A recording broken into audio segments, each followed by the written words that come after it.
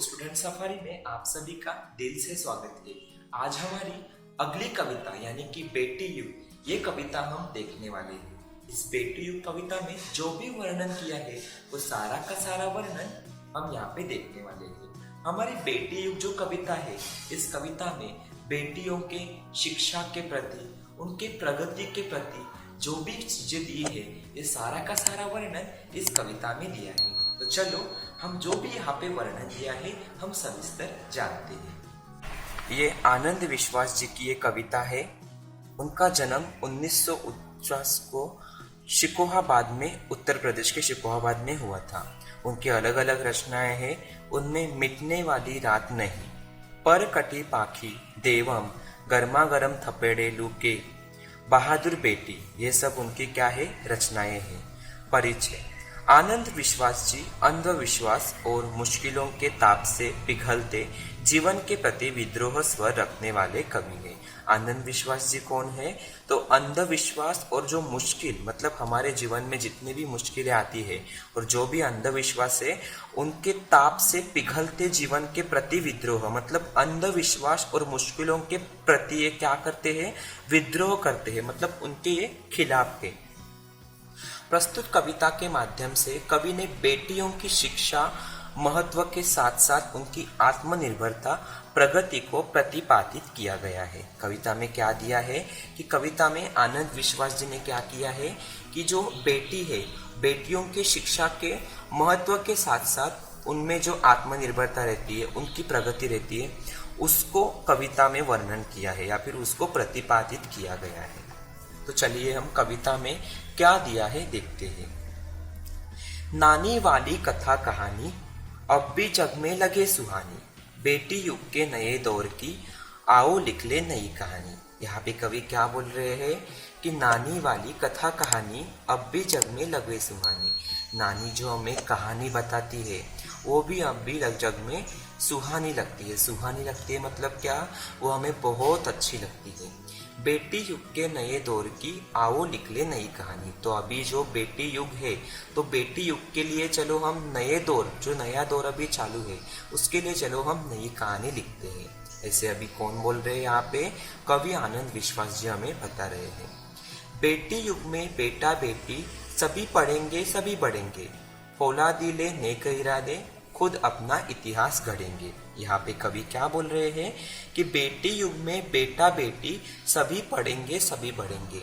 जो बेटी युग अभी है उसमें बेटा और बेटी दोनों भी पढ़ेंगे और दोनों भी साथ में आगे बढ़ेंगे। सभी एक साथ पढ़ेंगे, सभी साथ में रहेंगे, ऐसे यहाँ पे कवि हमें बोल रहे हैं। फौलादी ले नेक इरादे खुद अपना इतिहास गढ़ेंगे। और सब लोग, मतलब बेटा और बेटी दोनों, फौलादी ले नेक इरादे, मन में नेक इरादे, अच्छे अच्छे इरादों से वो आगे बढ़ेंगे और खुद का इतिहास वो गढ़ेंगे, ऐसे यहाँ पे कवि बोल रहे हैं। देश पढ़ेगा देश बढ़ेगा, दौड़ेगा अब तरुण जवानी, नानी वाली कथा कहानी अब भी जग में लगे सुहानी। देश पढ़ेगा देश बढ़ेगा, हमारा देश है वो पढ़ेगा और देश आगे भी बढ़ेगा। दौड़ेगा अब तरुण जवानी, हर एक जवान है, हर एक तरुण है, सभी के सभी बेटियां पढ़ेंगे और आगे बढ़ेंगे। नानी वाली कथा कहानी अब भी जग में लगे सुहानी। जैसे नानी की कथा कहानियां में जग में सुहानी लगती है, अच्छी लगती है, वैसे ही अभी यहाँ में ये बेटियों की कहानी भी हमें अच्छे लगने लगेंगे, ऐसे यहाँ पे कवि बोल रहे हैं। बेटा शिक्षित आधी शिक्षा, दोनों शिक्षित पूरी शिक्षा, हमने सोचा मनन करो तुम, सोचो समझो करो समीक्षा। यहाँ पे कवि क्या बोल रहे हैं कि बेटा शिक्षित आधी शिक्षा, मतलब सिर्फ बेटे को पढ़ाया तो आधी शिक्षा ही मिलेगी, अगर दोनों शिक्षित तो पूरी शिक्षा। दोनों को पढ़ाया मतलब बेटे को भी पढ़ाना है और बेटी को भी साथ में पढ़ाना है। दोनों को पढ़ाया तो यहाँ पे पूरी शिक्षा, मतलब सब लोग शिक्षित हो जाएंगे। हमने सोचा मनन करो तुम, सोचो समझो करो समीक्षा। हमने क्या सोचा है, ये सब चीजें हमने सोची है कि बेटे को भी पढ़ाओ, साथ में बेटियों को भी पढ़ाओ। ये मनन करो या आप मन में ध्यास करो, उसके ऊपर आप विचार करो, सोचो, जरा समझो और करो समीक्षा, और उसके तरह आप बर्ताव करो, यानी कि बेटियों को भी पढ़ाओ। ऐसे यहाँ पे कवि आनंद विश्वास अपने विचार यहाँ पे रख रहे हैं। सारा जग शिक्षामय करना, हमने सोचा मन में ठानी, नानी वाली कथा कहानी अब भी जग में लगे सुहानी। सारा जग शिक्षामय करना, सारे जग को अभी शिक्षित करना है, यह हमने मन में सोचा है और मन में ठाना भी है कि सबको पढ़ाना है, सिर्फ बेटों को नहीं तो बेटियों को भी पढ़ाना है। इसके साथ क्या होगा, तो जैसे हमें नानी वाली कथा कहानी सुहानी लगती है, ऐसे ही ये भी कहानी हमें बहुत सुहानी लगने वाली है। उसके बाद कवि क्या बोल रहे हैं, अब कोई ना अनपढ़ होगा, सबके हाथों पुस्तक होगी, ज्ञान गंगा की पावन धारा सबके आंगन तक पहुंचेगी। अब कोई अनपढ़ नहीं रहने वाला है, क्यों?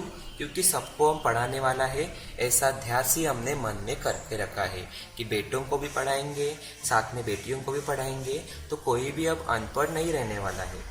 सबके हाथों पुस्तक होगी, सबके हाथ में पुस्तकें होंगी, ज्ञान गंगा की पावन धारा सबके आंगन तक पहुंचेगी। सबके आंगन तक मतलब क्या, यहाँ पे अर्थ क्या बता रहे कवि, कि सब लड़के लड़कियां सबके आंगन में, मतलब सबके पास अभी ज्ञान पहुंचने वाला है, कोई भी अज्ञान नहीं रहने वाला है। पुस्तक और कलम की शक्ति जग जाहिर जानी पहचानी, नानी वाली कथा कहानी अब भी जग में लगे सुहानी। पुस्तक और कलम मतलब पेन, कलम मतलब क्या, पेन, पुस्तक मतलब पुस्तक, ये दोनों की जो शक्ति है ये पूरे जग में जाहिर होने वाली है, पूरे जग में पहचानी जाने वाली है। जैसे नानी वाली कथा कहानी हमें अच्छी लगती है, वैसे ही हमें ये भी कहानी अभी सुहानी यानी कि सुंदर यानी कि अच्छी लगने वाली है।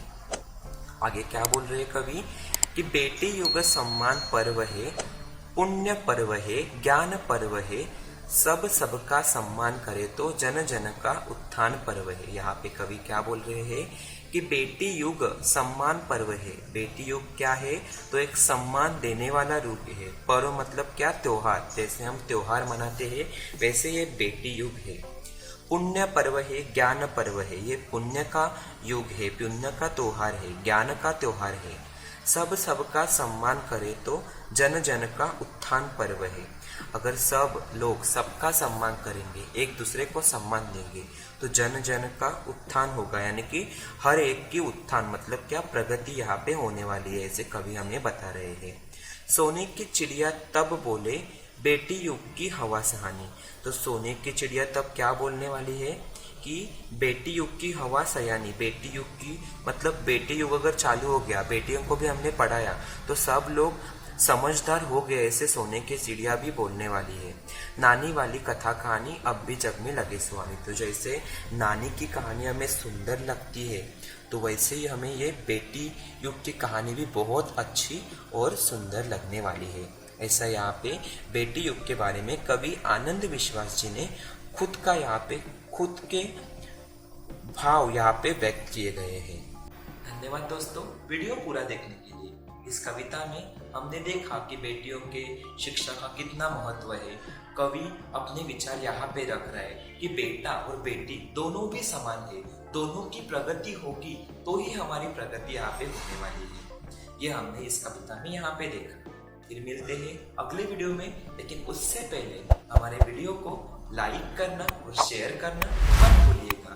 तो चैनल को अगर आपने अब तक सब्सक्राइब नहीं किया है तो चैनल को जरूर सब्सक्राइब करें।